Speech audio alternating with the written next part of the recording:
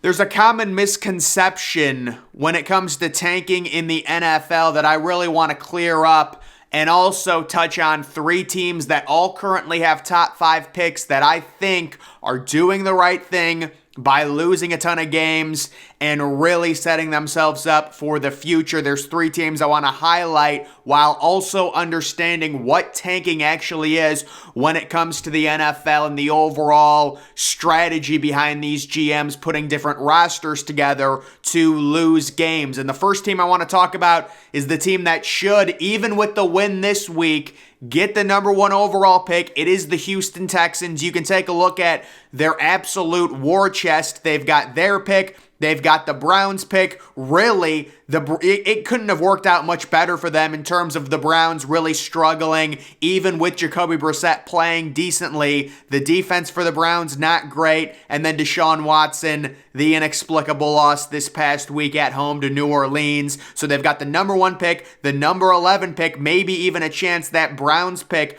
becomes a top 10 pick, the first overall pick of the second round, the first overall pick of the third round, the Browns' third round pick, which is an early third round, the first pick of the fourth round, a 5th round pick, and then a few other teams that they could maybe even couple some of those picks together to move back into and get maybe another 4th rounder or a 3rd rounder. There's a lot of flexibility when it comes to Houston. But guys, the whole idea of tanking is not a GM telling a head coach to lose games. It's not resting players. This is a long strategy, like the Houston Texans last year not getting a better quarterback than Davis Mills. I said before the start of this season, Davis Mills is not a future starting quarterback in the NFL. There were people that were bullish on Davis Mills because he showed some things as a rookie QB. We don't all know how hard it is to be a rookie QB. Just look at Malik Willis this year and several others. I mean, Trevor Lawrence was terrible last year, Justin Fields, but I said Davis Mills has no future. They're rolling with Davis Mills to lose as many games as possible because getting the number 1 overall pick is a heck of a lot better than getting the number 5 overall pick and having to trade your entire draft to move from 5 to 1 and draft Bryce Young. Houston is set up right now to draft Bryce Young, possibly to draft Jordan Addison, give him a number 1 receiver, and then get sizable help on the defensive side of the ball. Maybe even trade back into the first round again to have 3 first-round picks. You get your franchise quarterback. You possibly get a really good edge defender. I did not like their draft last year and their first-round picks, but I think they've done a good job in terms of tanking properly and really setting themselves up to get a franchise quarterback along with a potential number 1 weapon. We know how valuable that is in this day and age. So guys, Houston decided they were going to tank when they came into this season and they said, listen, we're rolling with Davis Mills. You know, if the Houston Texans had to win as many games as possible this season, they would not be starting Davis Mills. It's very clear they wanted to lose. There's no sense in winning meaningless games and winning 5 or 6 games and getting the 7th or 8th overall pick. This could not have worked out any better for the Texans because, again, the Browns have had a really, really tough year, and that we'll see what happens with the Browns, but they've got a road game with the Commanders and then a road game with the Steelers. Those 2 games are very losable. That pick could be maybe a top 9 overall pick, so you could have the number 1 overall pick and, the 9th overall pick. That's really best case scenario. And then, of course, you've got the first overall pick in the 2nd round, 3rd round, along with the Browns' 3rd round pick. So, guys, again, I do not think they got good positional value last year, but they've done a really good job setting themselves up. And no, Davis Mills was never going to be a starting quarterback, but there's no sense in getting Geno Smith winning 6 games and playing yourself out of a franchise QB like Bryce Young. Look at the Jacksonville Jaguars. Tanking, they get Trevor Lawrence. He's their future. They're possibly making the playoffs already in his 2nd year. The only way, if you are the Jacksonville Jaguars, a routine bottom dweller, the only way you get a talent like Trevor Lawrence to stay and sign an extension is if you draft him and develop him and let him call Jacksonville home. That's what these teams need to do. There's no sense in winning 7 games with some veteran quarterback. I love what the Houston Texans did. Yes, it's not good for their culture, but I'm guessing they'll probably bring in a new coach next year. And you take a look at the coaching situation that they had. They wanted to hire like Josh McCown, and then the NFL's like, listen, this is not a good idea. He is not qualified. So we'll see what happens, but certainly I like their future, their war chest. They're doing a good job. Next, it's the Chicago Bears, who currently have the number 2 overall pick, and this is a situation where in the offseason, the Bears just didn't spend any money on anyone. They've got a lot of dead money that comes off the caps this year. They've got the current number 2 overall pick. They do not own a second-round pick. I think is that the pick they traded for, I think, Chase Claypool? I don't love that trade, to be honest. If I'm the Bears, and it's either Chase Claypool or the 34th overall pick, it's close. He's a big possession receiver that could help Justin Fields. I know he's injured right now. I don't know. I might take the 34th overall pick there. Chase Claypool is going to be due a new contract in a year, so I don't know. But the Chicago Bears, it's very obvious. You need to trade down. I'm going to put it blankly. Jalen Carter, it's another situation. There is not enough college production to warrant the number 2 overall pick. This is Trayvon Walker 2.0, folks. It's just, there's not enough production there to draft it. Like I said, don't draft Trayvon Walker first overall. And they're already starting the excuses, well, he's a project. Why are you drafting a project first overall in the first place? It doesn't make sense. What Chicago needs to do, everything revolves around Justin Fields. You're always going to have a decent enough defense. You would think you play in cold weather, it's going to be okay. You drafted a good safety from Penn State who's playing well. You drafted, I think, like Kyler Gordon from Washington. So they used multiple high picks on defensive players last year. I'm trading down if I'm Chicago. Someone's going to trade up for Will Levis or CJ Stroud, very likely. You're going to get an absolute haul. Move down to number 7, number 8, or wherever you move down to. Get an extra second-round pick into your war chest of draft picks. Draft a receiver in the first round, preferably. That gives Justin Fields 3 weapons now with Mooney, Claypool, and another receiver, and then possibly get him an offensive line. But guys, with Chicago, it just starts there because they've also got a ton of cap room, and they're going to sign multiple free agents. They're going to have a great situation. I think they have the most cap space in the NFL this coming offseason. So Chicago right now, the way this season has played out, they're losing all the games, but Justin Fields is still developing into a promising young quarterback who does need to stop running so much, and it's not his fault. They don't have receivers. But running 15 times a game, that you're going to get injured doing that. He knows he needs to stop. He can't really help it right now because there's really no weapons. I'm on record back in April before the 2021 draft saying it made no sense. Why were people saying Zach Wilson was better than Justin Fields? There's a video on it, and I'm like, there's no way. It's ridiculous. And of course, we're seeing Zach Wilson's going to be out of the NFL probably next year. Let's be honest, folks. And Justin Fields, they're saying, oh, he's only a running back because he has no receivers right now. Even the receivers he does have, they're all injured. So let's get the receivers healthy for Chicago. Let's get Justin Fields one more really solid receiver to pair with Mooney and Claypool. You've already got a good, 2 good running backs, and really get him some offensive line help. You've got so many assets. You've got so much cap room. You're losing games, which is really Chicago needed to do this. Because if you're going to trade your second-round pick, that first-round pick, you've got to recoup assets. That needs to be traded. You do not draft Jalen Carter. There is not enough production. 3 sacks this year. I don't care. The system, I don't care. We saw it with Trayvon Walker. You're not drafting a dude with 3 sacks second overall. It is just stupid.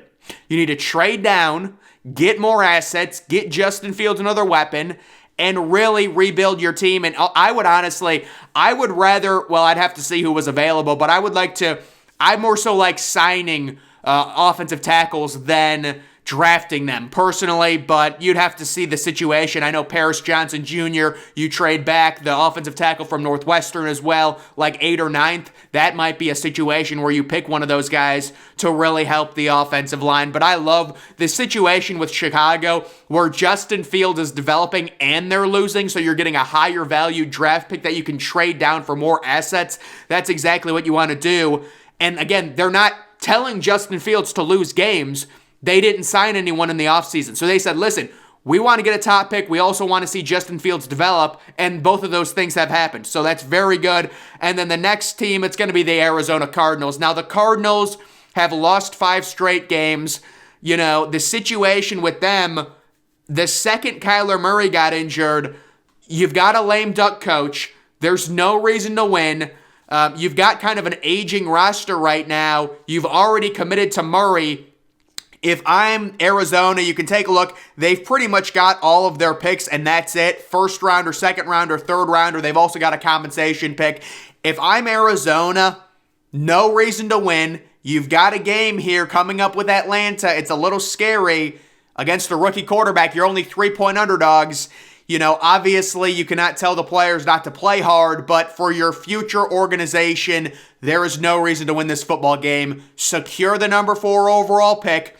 You're going to have the ability to draft an elite defensive player or trade down or maybe even get Kyler Murray some help depending on where you want to go, although you do have DeAndre Hopkins. I really don't like their running situation either, but obviously you're not drafting a running back that early. Either way, with Arizona, honestly, I might trade down and draft Bijan Robinson if I'm Arizona. I don't know. I'm just throwing things around. I'm saying Arizona, you know, I like what they're doing right now. The Kyler Murray contract is rough. He kind of, you know, embarrassed them, to be honest. He had like 2 years remaining. I would just tell him, you need to go play, dude. You got to go play. You have 2 years left on your contract. Maybe you can do the holdout when you have 1 year left, but this is ridiculous. I mean, you know, it's like, I think Kyler Murray probably would have held out, just played Call of Duty all day. So that probably would have been right up his alley. But either way, no, I think Kyler Murray is a good quarterback. He is technically a franchise quarterback, but he does need significant, like pretty much all quarterbacks, you need significant help around him, and you need to get him preferably probably a new head coach. Although I don't think Cliff Kingsbury is as bad as they say he is. He is extremely one-dimensional. That dude probably doesn't even know a single defensive scheme. So he's very one-dimensional, and that's kind of the situation like with Nathaniel Hackett, coaches like that are offensive gurus. It's a real problem. So especially when the offense isn't elite. So I do like what Arizona's doing, losing 5 straight games. The second Kyler Murray got injured, they lose last night. I think, you know, if you're in Arizona, it's just like, how about this? All the people, all the casual NFL fans were making fun of the Colts when they lost the 33-0 lead. But that's amazing if you're a Colts fan. What does winning do for us? It does nothing. If we win 6 games, what does it matter versus winning 4 games and getting a top 5 pick and possibly being able to trade up to draft a superstar quarterback? The Indianapolis Colts, the last 3 seasons, it's enough. How many of these retread QBs are you going to go through? We've seen Carson Wentz. We've seen Matt Ryan. We've seen Phillip Rivers. Enough is enough. Lose the games, and everyone's like, it's funny they lost. No, they did a good thing by blowing that lead. Legitimately a good thing. But people are too casual to really realize it. They don't know everything that's going on. They're very ignorant. They think, it's funny. No, winning 6 games and getting knocked down to where you can't trade up for Bryce Young is actually a really bad thing. You need to lose these games for your future. And we'll see if Indianapolis needs to lose this game tonight, straight up. Listen, Jeff Saturday is obviously only an interim. I would tell Jeff, you can't say this because you would face, it's illegal to do that. But I'd be like, listen, you need to lose the game. You know, I would say, let's make it to where you play hard. We're going to rest some guys. They're already resting Jonathan Taylor. The bottom line, Indianapolis, you got to lose. Lose the game. There's no reason to win. There's none. Starting Nick Foles, he's not your future. He hasn't started in 2 years. Lose the game. Arizona needs to lose out. Lose to Atlanta. Just lose. You know, and obviously you can't tell the team to do that, but for your future, it is in your best interest. These wins do nothing. They do nothing. Because it's not even like Arizona has a situation where you've got a young developing quarterback, and if you win, it's actually a good thing because it helps his development. You're starting Trace McSorley. You've got, Indianapolis starting the corpse of Nick Foles or Matt Ryan. The teams need to lose these games. That is the strategy behind tanking. It's for your future. It's best.